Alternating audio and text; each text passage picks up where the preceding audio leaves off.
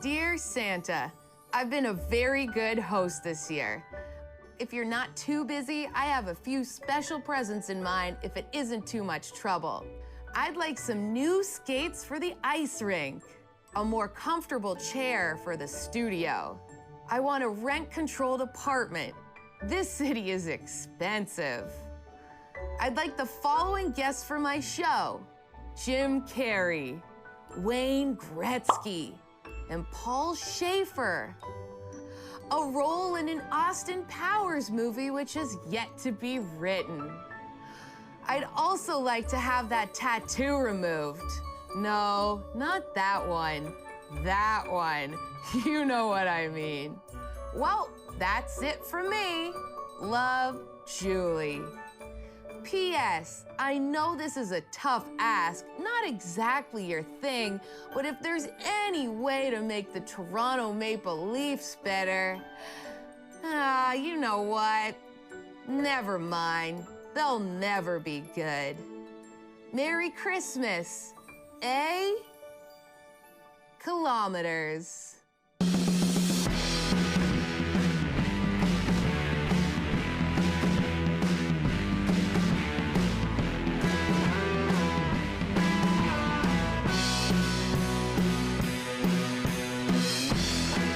I hold my pen like a psychopath. Hello, everyone, and welcome on in to Call It a Night, the sports show that is a big fan of all of those who sing Celine Dion at karaoke. I'm your host, Julie Stewart-Binks, and I'm excited to welcome our first ever UFC fighter to the program, who's 18-3 in his pro MMA career, is a bantamweight fighter, the Funk Master, Aljamain Sterling. Thank you so much for joining us here on the couch. How does it feel to be our first ever UFC fighter here? Oh, it's an honor. I feel good about this. I think I have to be the last one now. Yes. All right, we're going to dive into everything about Aljo's MMA career, the latest update on what he's working on. We'll also take a trip down memory lane with his weirdest stories in our gabbag segment. But first, let's dive into tonight's headlines.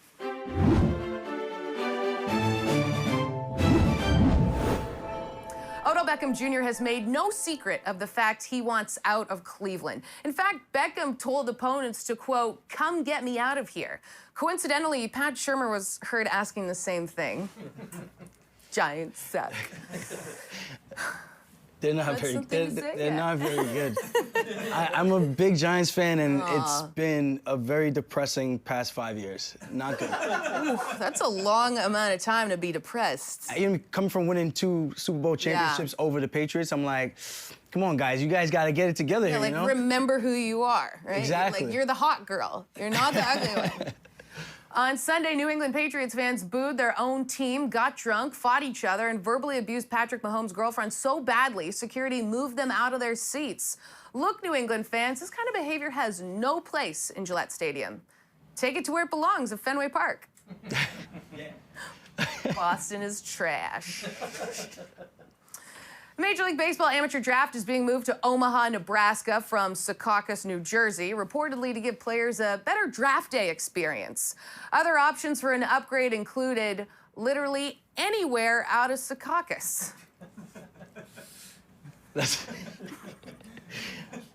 I can agree with that. I mean, like, what are you going to do? I mean, what would you do in Secaucus for fun? There's like a mall, maybe. Anyway, moving on. Wayland Baptist guard J.J. Culver scored a school record 100 points Tuesday night against Southwestern Adventist. After the game, J.J. said it was a memorable night, specifically for his teammates who will remember it as a night J.J. wouldn't pass the ball. I love that one. Because it's probably true, you know? You score 100 points, you're not letting anyone else score anything. The New York Yankees have officially signed Garrett Cole to a record 9-year, $324 million deal, proving they have completely forgotten about Jacoby Ellsbury. The Yanks reportedly closed the deal by bringing in Garrett's favorite childhood player, Andy Pettitte, to share stories, and by giving him $324 million goddamn dollars. It's a pretty nice contract. It is a pretty nice, it's a ridiculous contract. To put it into context of how big that number is, for $324 million, you could buy Angels Stadium and the 133 acres of land around it, or just 3,240,000 cameo messages from Kurt Schilling. Yikes. New York Jets running back Le'Veon Bell was caught bowling a night after being ruled out for Sunday's game against the Dolphins with the flu. Coach Adam Gase said he would normally let it go, but he's now done this 9 times. But listen, you have a problem. You have a problem here. Yeah, you have a problem. But I mean, we've all kind of done that, haven't we? Like, called in sick and then gone out. No? What? It's part of life. It's the way of life. It's the way of life. That's how it goes. Just hope you don't get caught or play for the Jets. It's just not a good look. Tottenham coach Jose Mourinho recently compared his son to Brazilian legend Ronaldo. The comparison being that his son is way, way worse. And that's the headlines. Print it.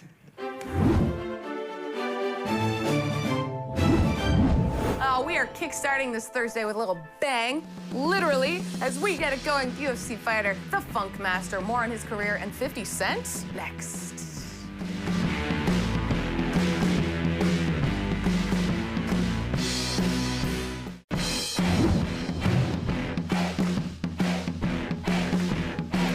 Welcome back to Call It a Night. I'm Julie Stewart-Binks. We've got our first ever UFC fighter. We've got Aljo Sterling here on the couch, and we're excited to have you for many reasons.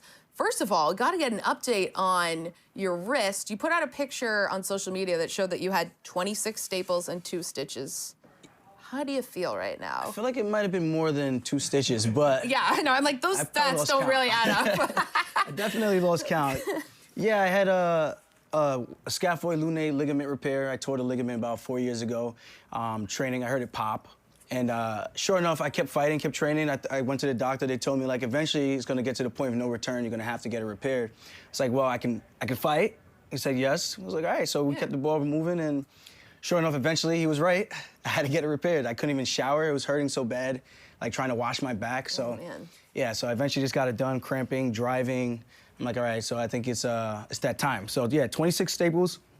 They took the tendon out the forearm, and then they used that redundant tendon, because it doesn't really do anything, it's just there, extra. And he put it in, opened me up from the front side, and sutured up everything. Oh my gosh, so how are you feeling right now? It's really, really stiff. Like, that's really it looks very stiff. All I can do right now. Okay, don't hurt yourself here on Call It a Night. And what's your timeline like for getting back in the octagon and actually fighting in a professional match? I'm gonna say it's more so probably like March. I'm a big optimist. Sometimes I like to believe I could do like miracle things and heal like Wolverine from X-Men or something, but I don't know if that's really gonna happen just based on this. I'm still trying to keep positive vibes about it, but I'm thinking late February, early March, worst case, April. Right, okay. And in UFC, like, you want to make sure you're 100%. You're not like, I'm 80, I can go. Well, we're never 100%. Oh, yeah. I mean, if you're training, if you're actually training, you should never be 100%. Because the stuff we got to do, the kicking, the sparring, sometimes we clash knees, and it's just not good. You get concussed in training from hard sparring sessions, so that, you got wrestling, you get hurt, you could tweak something, so you're never really 100%. You want to feel like you're 100% mentally, but other than that, you're never really stepping in the cage 100%. Your body is going through mini car crashes literally every day. Yes. Now, with the bantamweights category, Jose Aldo and Frankie Edgar moved down. Yeah. And then Uriah Faber coming out of retirement, into bantamweight as well. How does this sort of affect your shot at the title? And you have all these guys. I don't like it one bit. No, but on a serious note, it's great for those guys coming down. They're legends. They've been pioneers of the sport. Jose Aldo has been on the top of the game of the featherweight division for such a long time. I really don't think he's gonna make 35. I mean, I would like to see him come down and see what happens, but I think it's gonna be a bad move for him. Those guys are just more popular, more well-known. When you're at the top of the food chain for 10 years, it's pretty easy. If you go down a weight class, they could kind of skip the line for a title shot. So if things go well the way I hope that they do, then I'll still be the next guy in line. So that's what I'm hoping for. But it's a super exciting time, man. I'm pumped to watch the fights, especially for this upcoming weekend for this next card, UFC 245. Right, now let's track back to when you were younger. I was reading that, you have at least 19 siblings, whether full or half, and at one point there was 14 of you in your house, and you had 4 or 5 people to a bedroom. Like, What was that like? How did you survive? It was survival of the fittest. You know, what is it?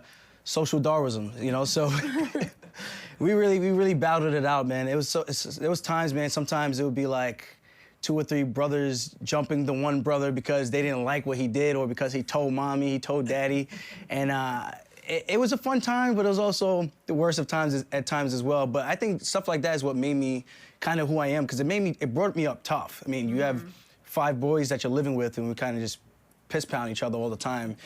You're bound to be somewhat tough. You have to. You kind of tough by default. So, and I had a brother who was affiliated with the Bloods, so you know, I got caught up in that mix a little bit too. So we definitely had to be a little bit tough, kind of be able to protect yourself.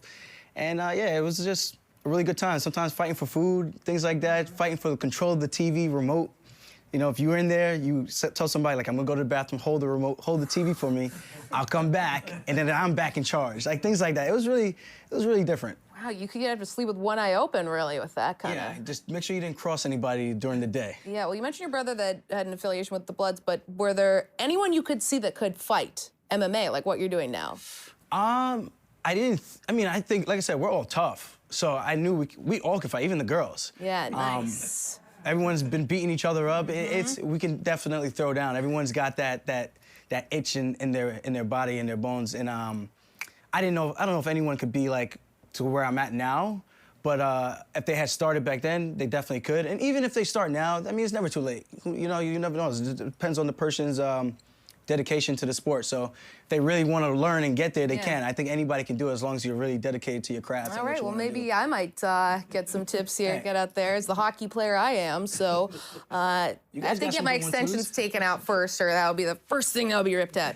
Too much information on the show. Okay, let's move on to the fact that you were a wrestler in high school and then in college, and you met Jon Jones. You wrestled with him in college, right? Yeah. So, but he didn't actually lace up his shoes to step on the mat because he was still on the ineligibility list from transferring over from his JUCO college in Iowa. So I don't know what happened with that. There's like an NCAA rule. When you transfer, you got to kind of wait out. So I wrestled. He recorded some of my matches for me. I still got the videos on YouTube. It's actually pretty funny seeing how young we both were back then. I had the baby face, no facial hair on my face at all, the little small, the extra small head. And yeah, I started wrestling in 10th grade, went to college at SUNY Cortland, started at Mooresville before I transferred, and that's where I met Jon Jones. And when I transferred to Cortland, he was training right down the block. So I hit him up on MySpace, like, yo, what's good? You know, I see you doing all this fighting stuff, and I think it's cool. This is what I called it back then, the fighting stuff. I'm like, I think I could be good at that. And he told me to come down. I was like, all right, I'll be there tomorrow. And when I told him, he was kind of like, man, your ass ain't gonna be there. I was like, wanna bet? Showed up the next day, and I haven't stopped since. So what was it about working with him or getting to know him that either inspired you or sort of helped get you to where you are now? I thought we had a lot of similarities in our physique, our style, and the flashiness. And I was very green, because I started wrestling in 10th grade. He wrestled since he was, I forget how young, but for a very long time. He was a state champ, and I never made it that far. But I saw a lot of similarities in the way we approach the sport from a cerebral standpoint. And I was like, you know what, man? You're good at this. You're killing people, and I feel like I can do the same thing just based on what you, because he was there. He would come to the practices. He would show me some stuff. And I would kind of get the hang of it, but it was still super new to me. So I'm still learning, still trying to develop my senses.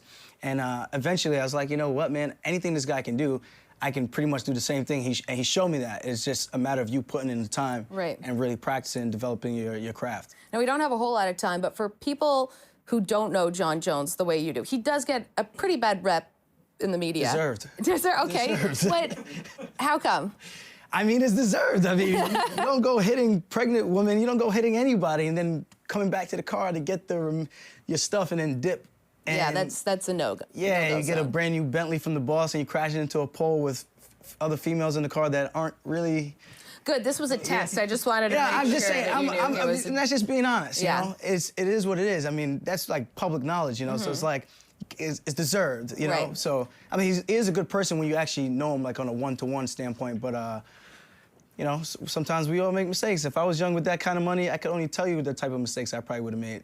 Yeah, well, in this world right now, obviously, social media is super big, and for UFC fighters, you can really use it to your advantage. You know, you have tons of followers on Instagram, on Twitter. In what way have you noticed social media actually really help you in terms of just like marketing, getting fights, getting opportunities? Really just getting the fans excited to want to watch me fight, because anyone can fight. I could go down the street in New York City and watch a fight. I could go down the street in my hometown and there'll be a fight. I could go to the you know what I mean? So there's fights that happen all the time. Just how do you get people to care? How do you get them invested and want to watch you? And what goods are you bringing to the table that's going to make this person say, you know what, I'm going to shell out my hard-earned money to come support and watch this person throw down.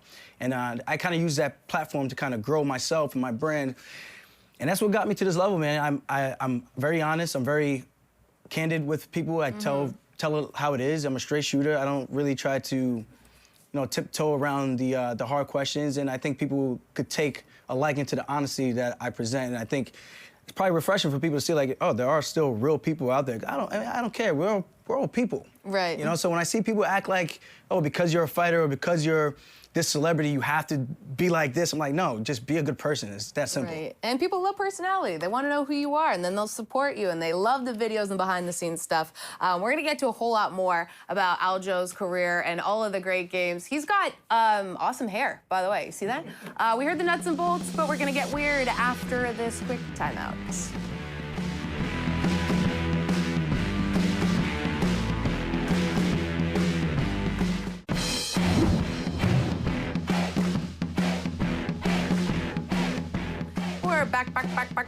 Back with Aljo Sterling. I just really wanted to do that. UFC Bantamweight fighter. Now, everyone loves a good story time, especially from people with unique careers like yours. And for that, we're going to play a little game of gabbag. What a delightful graphic. Now, how it works is you are gonna reach in, you're gonna pick out an item from this bag, and it will have a corresponding question that will be about your life experiences, and you will take us on a trip down memory lane. Got it? Got it. Okay, reach on in. Let's go. What do we got? What do we got? What do we got? What do we got? What do we got? A jock strap. Okay, well, the question is, who is the funniest person in MMA? The funniest person in MMA that I do or don't know? Whatever you want to say. I'm gonna have to go with Conor. I think Conor's pretty funny. I think he's hilarious, actually. Yeah. Yeah, I love the stuff he does, and he just rips people, and I think it's hysterical, especially because of the accent. Yeah, could you do an impression of him? I was like, how do you come up with that? Like, that was pretty good. Really good. All right, put you on the spot. I appreciate that. Okay, let's jump on in for our next item. Ooh, jump rope. What's been the toughest training camp you've done? Toughest training camp, I will say, would be my fight back after I lost to Marlon Moraes. And I fought Brett Johns. I was getting ready to fight him in Atlantic City, New Jersey. And I was coming back from a KO loss.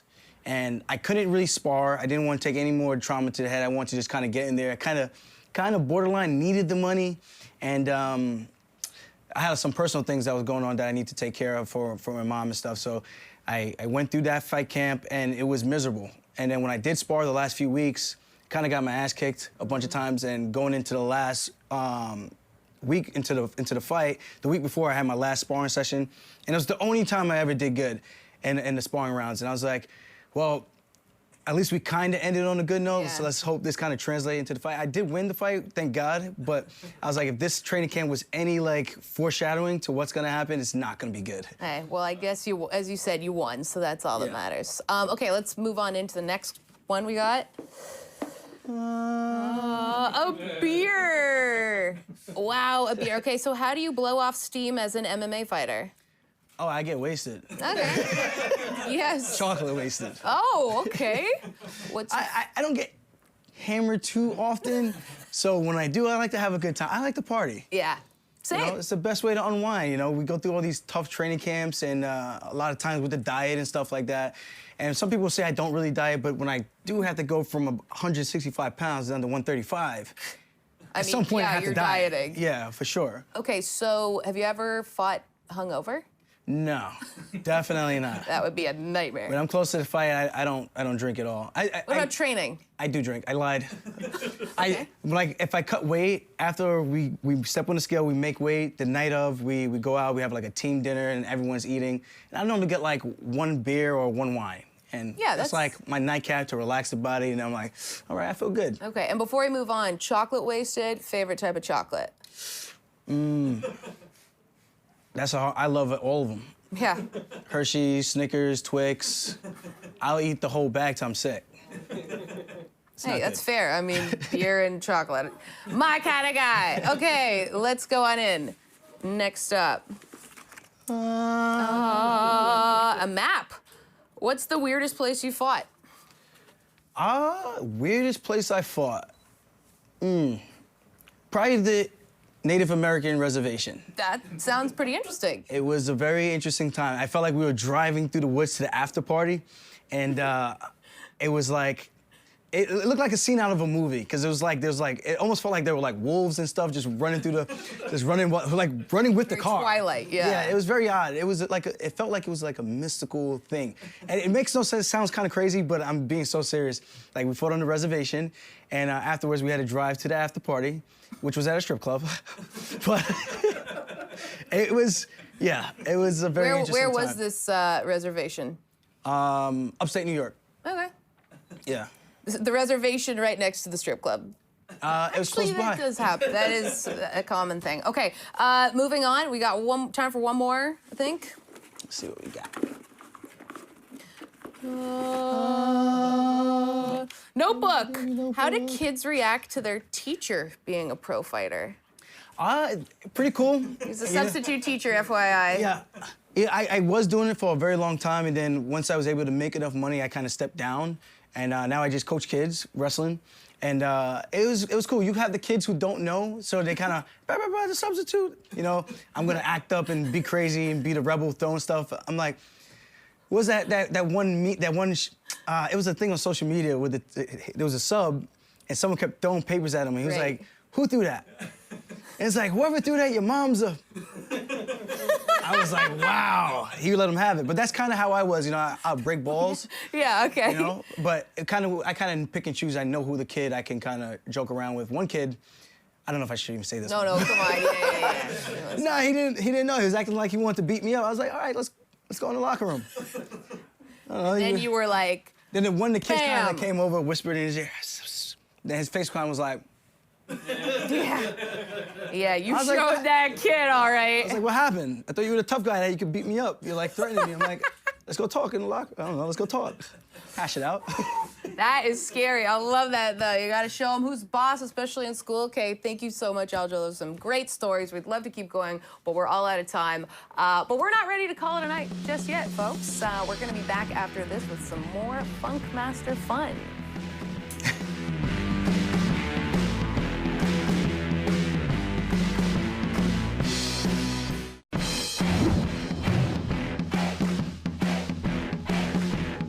All right, we're cruising along here on Call It a Night. We got to thank Aljo Sterling. We appreciate you for playing along here today. Where can fans find you next? You guys can find me on the Twitter at Funkmaster MMA, Instagram, Funkmaster MMA, or you can catch me on my podcast at The Weekly Scraps at Funkmaster MMA. Wow, just an entrepreneur, fighting everywhere, but that's what you got to do to make it big, right, baby? It is. All right, great stuff. Good luck, especially with that wrist, and we're going to call it a night here. However you may be deciding to call it a night, make sure it's a good one.